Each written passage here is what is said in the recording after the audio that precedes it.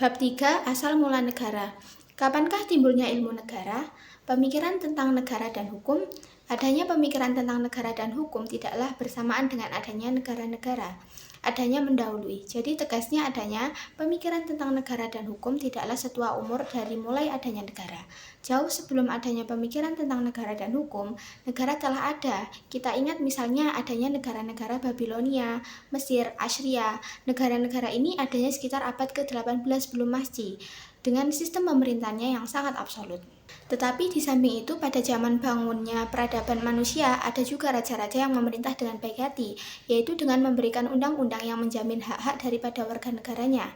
Raja yang berbuat demikian kiranya adalah raja dari Babilonia yang bernama Hammurabi, yang memerintah sekitar tahun 1800 Masehi, yang terkenal mempersatukan negaranya yang semula terpecah belah.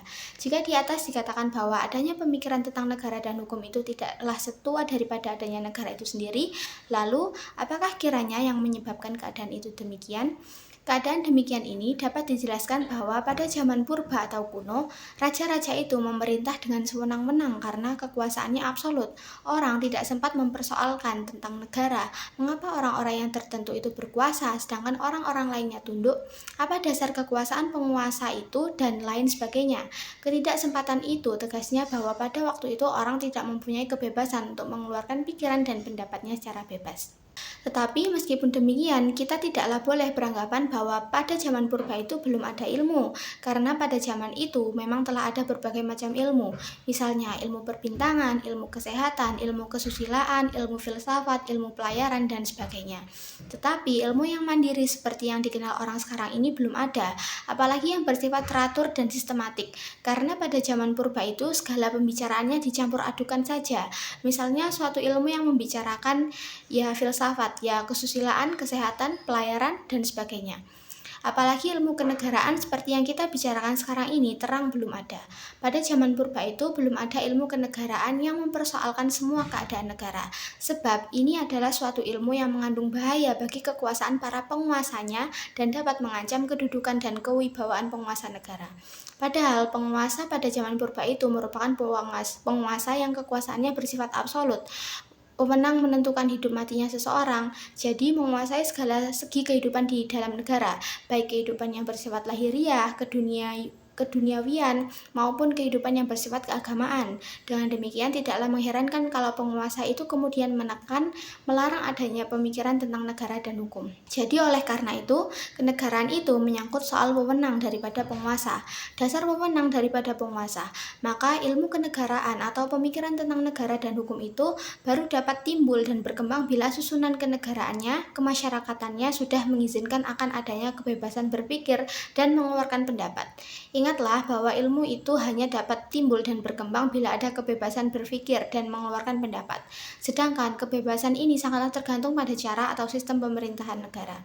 Jika pemikiran tentang negara dan hukum itu tidak mendahului ataupun bersamaannya dengan adanya negara atau pembentukan dan pertumbuhan peradaban, karena merupakan gejala sosial atau gejala kemasyarakatan yang menampakkan diri setelah berabad-abad lamanya, setelah negara atau peradaban itu ada, maka pemikiran tentang negara dan hukum itu baru akan kita jumpai di tempat atau di negara di mana sistem ketatanegaraannya memberikan kemungkinan kepada para warga negaranya untuk secara bebas mengeluarkan pikiran dan pendapatnya secara kritis. Keadaan itu menurut sejarah kenegaraan terjadi mula-mula pada abad Yunani kuno dalam abad ke-5, yaitu di Athena.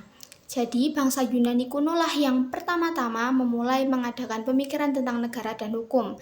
Dan kebebasan berpikir dan mengeluarkan pendapat secara kritis dan jujur dimulai pada bangsa Yunani kuno. Kalau demikian, apakah kiranya yang menyebabkan adanya keadaan demikian itu? Banyak faktor-faktor yang mempengaruhinya, yaitu 1. Adanya sifat agama yang tidak mengenal ajaran Tuhan yang ditetapkan sebagai kaidah.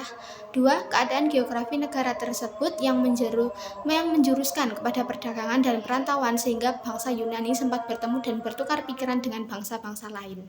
3. Bentuk negaranya yaitu republik demokrasi sehingga rakyat memerintah sedikit dengan tanggung jawab sendiri. 4. Kesadaran bangsa Yunani sebagai suatu kesatuan. 5. Semuanya itu menjadikan orang-orang bangsa Yunani sebagai orang-orang ahli pikir dan bernegara. Jadi dengan demikian berpikir secara filosofis dan kritis sudah dimulai pada zaman Yunani kuno. yaitu di Milete, salah satu kota di Yunani. Tetapi pada waktu itu yang berkembang adalah filsafat barat dan perhatiannya pada mulanya ditujukan semata-mata kepada kosmos, pada bentuk dan susunan alam semesta. Sedangkan sekarang perhatian itu ditujukan pada masyarakat, manusia, dan segala sesuatu yang berhubungan dengan itu.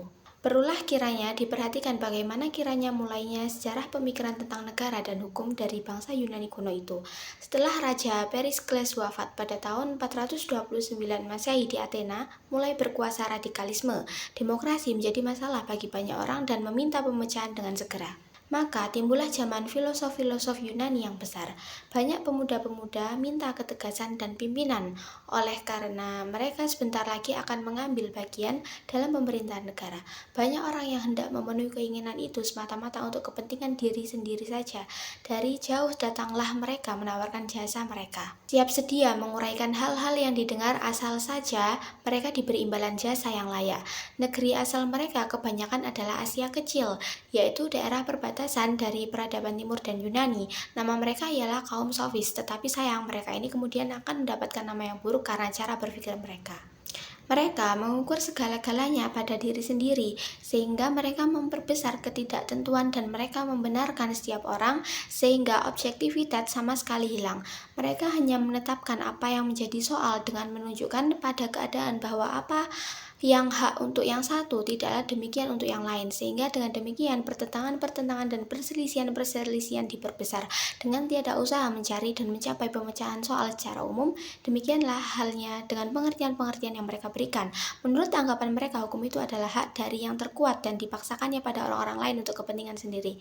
Cara berpikir yang demikian yang rupanya cocok dengan hubungan antara raja dengan rakyatnya di kerajaan-kerajaan timur, bertentangan dengan pikiran nasional daripada demokrasi Yunani atau Athena yang mencari pedoman-pedoman yang baik untuk pemerintahan negara mereka. Dengan seorang pujangga besar Yunani kuno yaitu Sokrates yang selalu bertukar pikiran dengan kaum sofis, mulailah berkembang kesadaran pikiran kemasyarakatan bangsa Yunani. Justru Sokrates selalu mencari ukuran-ukuran objektif tentang baik dan buruk, indah dan jelek, hukum dan tidak hukum, dan sebagainya. Ini semua akan dapat diketemukan oleh karena subfisia dan jiwa manusia merupakan bagian daripada alam semesta. A. Zaman Yunani kuno. Dengan sekedar uraian di atas, sampailah kita pada pembicaraan mengenai salah satu pokok pembicaraan kita, yaitu asal mula negara. Maksudnya dengan cara bagaimanakah sesuatu yang disebut negara itu terbentuk atau terjadi. Pemikiran ini telah dimulai juga sejak zaman Yunani kuno. Sarjana pertama yang mengarahkan pemikirannya ke arah itu adalah Sokrates yang meninggal pada tahun 399 Masehi.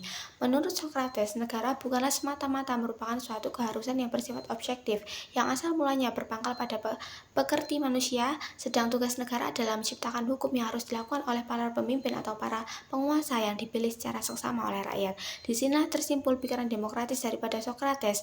Ia selalu menolak dan menentang keras apa yang dianggapnya bertentangan dengan ajaran, yaitu mentaati undang-undang. Sokrates meninggal karena dipaksa minum racun, sebab dianggap merusak alam pikiran dengan kepandaiannya yang telah ada waktu itu, dengan tidak meninggalkan apa-apa, baik tulisan-tulisan yang telah dibukukan ataupun yang masih berupa tulisan tangan. Bahwa Sokrates hidup terus dalam alam pemikiran tentang negara dan hukum adalah terutama berkat muridnya yang termasyhur yaitu Plato, karena Plato di dalam buku-buku karangannya memberikan tempat utama bagi gurunya yaitu Sokrates. Dalam banyak hal buku Plato bersifat tanya jawab, sedang jawaban-jawaban itu diutarakan menurut ajaran gurunya yaitu Sokrates. Maka dengan demikian sampailah kita sekarang pada ahli pemikiran besar tentang negara dan hukum yang dihasilkan oleh sejarah kenegaraan dari bangsa Yunani kuno. Bentuk negara Yunani kuno masih merupakan suatu polis. Terjadinya itu mula-mula hanya merupakan benteng di sebuah bukit yang makin lama makin diperkuat. Kemudian orang-orang lain yang juga ingin hidup dengan aman ikut menggabungkan diri, bertempat tinggal di sekeliling benteng itu, minta perlindungan keamanan, maka dengan demikian benteng itu dapat semakin meluas. Kelompok inilah yang kemudian dinamakan polis. Jadi negara pada waktu itu tidaklah lebih daripada suatu kota saja. Organisasi yang mengatur hubungan antara orang-orang yang ada di dalam polis itu tidak hanya mempersoalkan organisasinya saja, tetapi juga tentang kepribadian orang-orang di sekitarnya. Maka dalam keadaan yang demikian ini sebetulnya tidak ada kepribadian daripada orang-orang yang ada di dalam polis itu, karena di dalam segala hal selalu dicampuri organisasi yang mengatur polis. Oleh karena itu polis dianggap identik dengan masyarakat, dan masyarakat dianggap identik dengan negara yang masih berbentuk polis itu. Dengan demikian, maka dapatlah kita mengerti sekarang mengapa pada zaman Yunani kuno itu dapat dilaksanakan suatu sistem pemerintahan negara yang bersifat demokratis, yaitu 1. Negara Yunani pada waktu itu masih kecil, masih merupakan apa yang disebut polis atau city-state, negara kota. 2. Persoalan di dalam negara dahulu itu tidaklah seruat dan berbelit-belit seperti sekarang ini. Lagi pula jumlah warga negaranya masih sedikit. 3. Setiap warga negara, kecuali yang masih bayi, sakit ingatan, dan budak-budak belian adalah negara minded dan selalu memikirkan tentang penguasa negara, cara memerintah, dan sebagainya. Kalau di atas telah beberapa kali dikatakan bahwa pada zaman Yunani kuno itu sudah dilaksanakan sistem pemerintahan demokrasi, itu yang dimaksud adalah demokrasi kuno atau demokrasi langsung. Artinya bahwa setiap orang warga negara itu dapat ikut secara langsung memerintah atau ikut secara langsung menentukan kebijaksanaan pemerintahan negara. Dengan keadaan demikian, inilah bangsa Yunani di dalam sejarah pemikiran tentang negara dan hukum menghasilkan ahli-ahli pemikir besarnya. 2. Plato. Plato adalah murid terbesar dari Socrates. Ia hidup pada tahun 429 sampai 347 Masehi.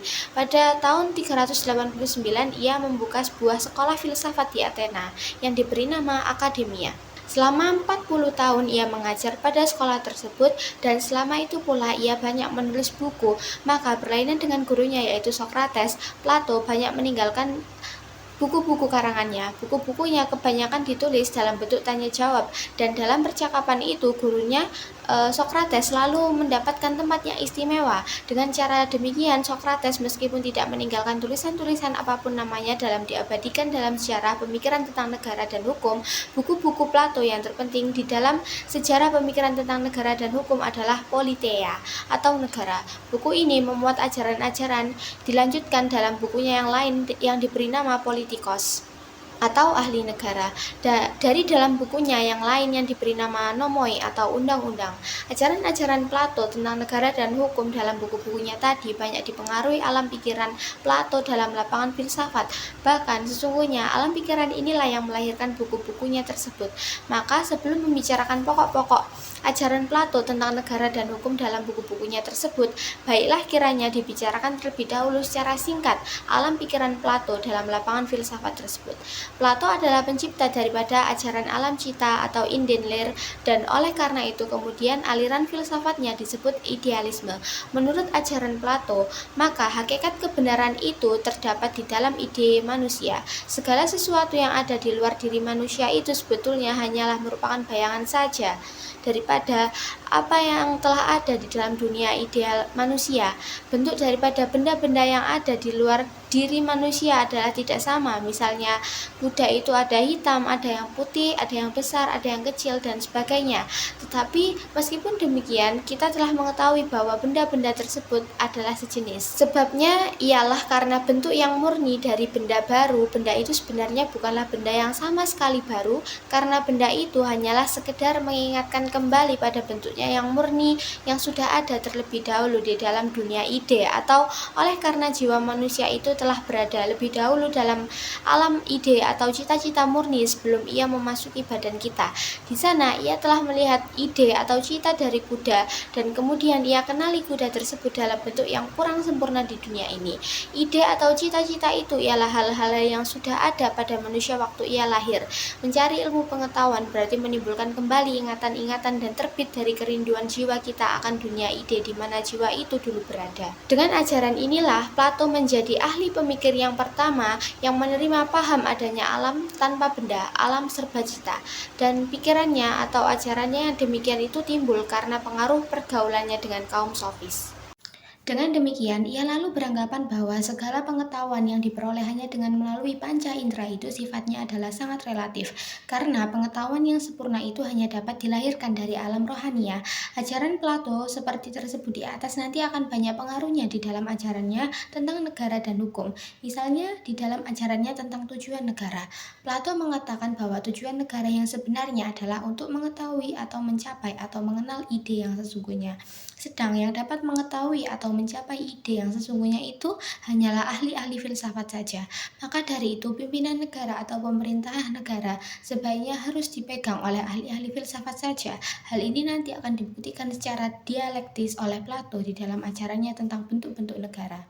Sekarang, bagaimanakah ajaran Plato mengenai asal mula atau terbentuknya negara? Ajarannya adalah sangat sederhana. Menurut Plato, negara itu timbul atau ada karena adanya kebutuhan dan keinginan manusia yang beraneka macam, yang membuat mereka harus bekerja sama untuk memenuhi kebutuhan mereka. Karena masing-masing orang itu secara sendiri-sendiri tidak mampu memenuhi kebutuhannya. Karena itu, sesuai dengan kecakapan mereka masing-masing, tiap-tiap orang itu mempunyai tugas sendiri-sendiri dan mereka bekerja sama untuk memenuhi kepentingan mereka bersama. Kesatuan mereka inilah yang kemudian disebut masyarakat atau negara. Tentang hakikat negara, mengenai hal ini Plato mengatakan bahwa luas negara itu harus diukur atau disesuaikan dengan dapat atau tidaknya, mampu atau tidaknya negara memelihara kesatuan di dalam negara itu. Oleh karena negara itu sebetulnya pada hakikatnya merupakan suatu keluarga yang besar. Oleh sebab itu negara tidak boleh mempunyai luas daerah yang tidak tertentu. Mengenai bentuk-bentuk negara, hal ini sebetulnya masuk di dalam pembicaraan mengenai klasifikasi negara. Tetapi mengingat karena dalam hal ini pun Plato banyak memasukkan pengaruh ajaran filsafatnya, maka kiranya agar tidak terputus-putus di dalam kita membicarakan ajaran Plato ini. Baiklah, soal ini kita bicarakan di sini. Sebelum Plato mengemukakan ajarannya tentang bentuk-bentuk negara, didahului dengan mengemukakan suatu pertanyaan, ilmu negara itu pertama-tama harus mengemukakan suatu soal yang bersifat kesusilaan, keadilan, agar manusia dapat mencapai kebahagiaan. Dan satu soal yang diajukan oleh Plato ialah, dapatkah orang jahat itu berbahagia? Karena meskipun di mana-mana telah diajarkan tentang kesusilaan, kebajikan, keadilan, toh tentu masih ada orang yang tidak mau melaksanakannya, yang meskipun demikian orang-orang jahat itu sendiri yang dapat juga menganjurkan kepada orang-orang lain untuk berbuat baik. Ingat saja akan kata-kata pepatah, sapu itu kotor tetapi dapat juga untuk membersihkan. Pemecahan soal yang diajukan Plato itu dapat dicari dan dikemukakan uraiannya mengenai bentuk-bentuk negara. Menurut Plato ada 5 macam bentuk negara yang sesuai dengan sifat-sifat tertentu daripada jiwa manusia. Bentuk daripada sesuatu negara itu tidak dapat hidup atau bertahan kekal oleh karena sifat-sifat jiwa manusia yang merupakan dasar-dasar kehidupan yang prinsipil yang dijalankan sejauh mungkin itu berubah keadaan mereka menjadi buruk dan akhirnya memusnahkan mereka sendiri. Pembahasan keadaan ini mempengaruhi secara langsung terhadap bentuk negara. Mengapa demikian? Sebabnya ialah bahwa sesungguhnya bentuk daripada sesuatu negara itu ditentukan oleh bentuk pemerintahannya, sedangkan bentuk pemerintahan itu ditentukan oleh sifat daripada orang-orang yang memegang pemerintahan itu. Selanjutnya, sifat daripada orang-orang itu ditentukan oleh sifat jiwa manusia yang merupakan dasar kehidupan yang prinsipal. Dengan demikian, dapatlah dimengerti bahwa orang yang adil adalah orang budiman dan orang baik, sedangkan orang yang tidak adil adalah orang yang jahat, yang tidak berpengetahuan. Ini adalah pencerminan daripada jiwa yang baik akan memerintah baik, sedang jiwa yang jahat akan memerintah buruk. Jadi dengan demikian sifat kejiwaan manusia yang sesungguhnya menentukan sikap dan perbuatan manusia. Sekarang marilah kita coba memahami ajaran Plato tentang bentuk-bentuk negara. Menurut Plato, puncak daripada bentuk negara itu adalah aristokrasi. Ini adalah bentuk negara di mana pemerintahannya dipegang oleh para cerdik pandai dan yang dalam menjalankan pemerintahannya itu berpedoman pada keadilan. Disinilah para budiman itu memerintah sesuai dengan pikiran keadilan. Segala sesuatu ditujukan untuk kepentingan bersama agar keadilan dapat merata. Tetapi sesuai dengan sifat-sifat jiwa manusia yang selalu berubah, pemerintahan seperti ini tidak dapat bertahan lama karena golongan yang memegang pemerintahan itu lebih condong kepada keinginan untuk mencapai kemasyhuran dan kehormatan daripada keadilan. Pembahasan ini mungkin juga terjadi pada anak keturunannya karena mereka mendapat kekuasaan itu secara mudah, maka lalu kurang bertanggung jawab. Mereka memegang pemerintahan itu tidak ditujukan untuk kepentingan umum, melainkan hanya untuk memenuhi kepentingan mereka sendiri, sedangkan kepentingan umum diabaikan. Maka apabila pemerintahan aristokrasi itu tidak lagi dijalankan untuk kepentingan umum dan tidak lagi berpedoman pada keadilan, karena keburukan telah melanda mereka dan merubah keadaan, terjadilah perubahan dari aristokrasi menjadi demokrasi. Di dalam demokrasi ini, segala tindakan daripada penguasa hanya dilaksanakan dan ditujukan untuk kepentingan si penguasa itu sendiri. sendiri. Kekayaan dan pendapatan negara digunakan untuk kepentingan mereka sendiri, menjadi milik sendiri. Oleh karena itu, kemudian kekuasaan negara jatuh dan dipegang oleh kaum hartawan, dan ini menimbulkan milik pribadi atau milik partikelir. Sehingga di dalam masyarakat yang mendapat penghormatan hanya mereka yang kaya-kaya saja, akhirnya malahan diadakan undang-undang yang menentukan bahwa yang dapat atau berhak memegang pemerintahan itu hanyalah orang-orang yang kaya saja. Sifat jiwa orang-orang yang memegang pemerintahan ini mempengaruhi sifat pemerintahannya, dan dengan berubahnya sifat pemerintahan itu mengakibatkan berubahnya bentuk negara dari timokrasi menjadi oligarki. Dalam pemerintahan oligarki ini, maka orang-orang yang memegang pemerintahan, yaitu orang-orang yang kaya tadi, mempunyai hasrat atau kecenderungan ingin lebih kaya lagi. Keadaan ini menimbulkan kemelaratan umum. Oleh karena itu, lalu sebagian besar daripada anggota masyarakat terdiri daripada orang-orang miskin, sedangkan tekanan dari pihak penguasa semakin bertambah berat. Maka setelah rakyat yang sebagian besar terdiri daripada orang-orang miskin itu menyadari keadaannya, bersatulah mereka memberontak melawan para hartawan yang memegang pemerintahan. Setelah pemerintahan negara pindah ke tangan rakyat, maka tentunya yang diperhatikan adalah kepentingan-kepentingan rakyat, kepentingan umum. Negara di mana pemerintahannya itu dipegang oleh rakyat dan kepentingan umumlah yang diutamakan, dinamakan demokrasi. Dalam pemerintahan demokrasi ini, prinsip yang diutamakan adalah kemerdekaan dan kebebasan. Tetapi akhirnya karena kemerdekaan dan kebebasan ini sangat didewa-dewakan, timbullah penyalahgunaan, timbullah kemerdekaan dan kebebasan yang tidak terbatas. Orang ingin merdeka, semerdeka-merdekanya, ingin bebas, sebebas-bebasnya. Keadaan demikian ini disebut anarki, yaitu keadaan di mana setiap orang dapat berbuat sesuka hatinya. Orang tidak lagi mau diatur, tidak lagi mau diperintah karena orang ingin mengatur dan memerintah dirinya sendiri. Maka, keadaan lalu menjadi kacau balau. Dalam keadaan demikian ini dikehendaki timbulnya pemimpin yang keras, yang kuat, yang dapat mengatasi kekacauan itu. Maka, lalu dicari seseorang yang dianggap mempunyai bakat pimpinan untuk diserai memegang pemerintahan. Jadi sekarang pemerintahan hanya dipegang oleh satu orang saja. Dalam keadaan demikian, hasrat daripada penguasa adalah menjaga supaya tidak ada persaingan terhadap dirinya. Dan untuk ini penguasa tidak segan-segan mengasingkan atau menyingkirkan semua musuh-musuhnya atau saingannya. Tindakan demikian adalah jauh daripada keadilan. Negara yang berpemerintah demikian disebut tirani. Pemerintahan yang demikian adalah pemerintahan yang sangat jauh dari cita-cita keadilan. Sebab seorang tiran itu selalu berusaha menekan rakyatnya. Dengan ajaran di atas, Plato telah membuktikan melalui jalan dialekta bahwa aristokrasilah yang merupakan pemerintahan yang terbaik, karena hanya keadilanlah, yaitu suatu susunan pemerintahan dari dan dijalankan oleh orang-orang yang berbakat dan bijaksana yang dapat membawa kebahagiaan. Mereka inilah yang dapat mencapai tujuan negara, yaitu mencapai ide yang sesungguhnya. Disinilah Plato memasukkan pengaruh ajaran filsafatnya. Sedangkan yang terjelek adalah tirani. Hal ini, kecuali apa yang telah diuraikan di atas oleh Plato, dijelaskan lebih lanjut sebagai berikut. Kehidupan jiwa seorang tiran sebagai makhluk yang paling tak berbahagia. Maka, tampaklah seorang penjahat sejati yang hendak memuaskan segala keinginannya. Meskipun seorang tiran berada di puncak kekuasaannya, ia menjadi mangsa dari semua kekuasaannya. Ia menjadi mangsa dari semua nafsunya. Karena itu, sesungguhnya ia lebih sengsara daripada rakyatnya sendiri yang diperintahnya. Ia menyerupai negara yang diperintahnya itu. Tiada keadaan dapat dipikirkan yang lebih menyedihkan daripada keadaan seorang tiran, sebab ia senantiasa berhadapan dengan keinginan-keinginannya yang makin lama makin bertambah besar. Oleh karena itu, ia menciptakan keadaan yang sebaliknya daripada apa yang diinginkannya. Karena tingkah lakunya itu, ia tidak dapat mempercayai orang-orang lain, bahkan terhadap dirinya sendiri. Ia hidup dalam keadaan tak berdaya, selalu digoda oleh ketakutan. Dapatkah ia mempercayai orang-orang yang menjaganya? Sebab barang siapa yang tidak menyegani orang lain, takut tidak akan disegani oleh orang lain pula, dan takut akan dihancurkan oleh dalil-dalilnya sendiri. Sewaktu ia makan dan minum, ia takut akan diracuni orang. Sewaktu ia beristirahat dan tidur, ia takut akan disergap dan dibunuh oleh orang lain. Ia tidak dapat bergerak dengan leluasa. Bukankah orang yang demikian itu menjadi contoh yang terbaik betapa orang yang mengejar kejahatan itu tidak berbahagia, melainkan menjadi orang yang sangat merana hatinya?